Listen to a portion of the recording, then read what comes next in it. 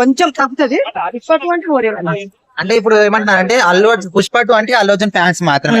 ఇటు game changer అంటే mega family హీరోలు అందరు అభిమానులు అందరూ చూస్తారు. సో ఖచ్చితంగా పుష్ప 2 కన్నా డబుల్ రేంజ్ లో హిట్ అయితే అంటున్నారు. మరి మీరు ఏమంటారు? నాకు కూడా హిట్ అవ్వాలని అనుకుంటున్నాను.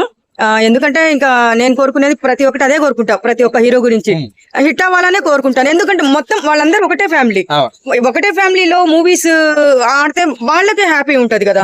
అందుకే వాళ్ళందరికి నేను ఏం చెప్తున్నానంటే అభిమానులు కూడా ఒకటే చెప్తాను, ఇట్లా ఈ సినిమా ఆ సినిమా అనకుండా ఏ సినిమా రిలీజ్ అయినా గానీ ఆ సినిమా హిట్ చేయండి,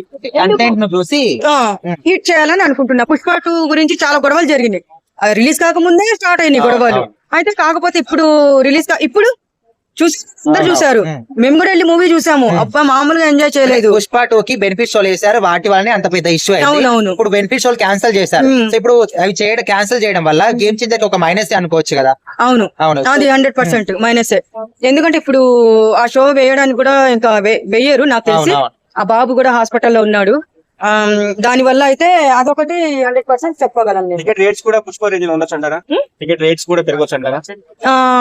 లేదు, కొంచెము వాళ్ళు కూడా టికెట్ రేట్ అంటే అంత పెరగవులేండి. మొత్తం పుష్ప ఎఫెక్ట్ ఉండొచ్చు అంటారు. అంతే.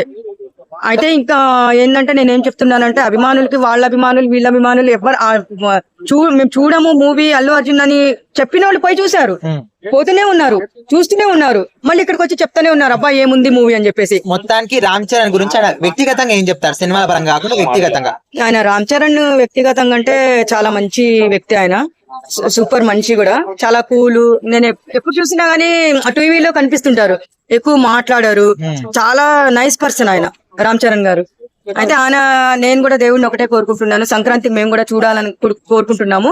కాబట్టి ఆయన సినిమా కూడా హిట్ చేయాలని చెప్పి అభిమానులకు ఒకటే రిక్వెస్ట్ చేసుకుంటున్నాను.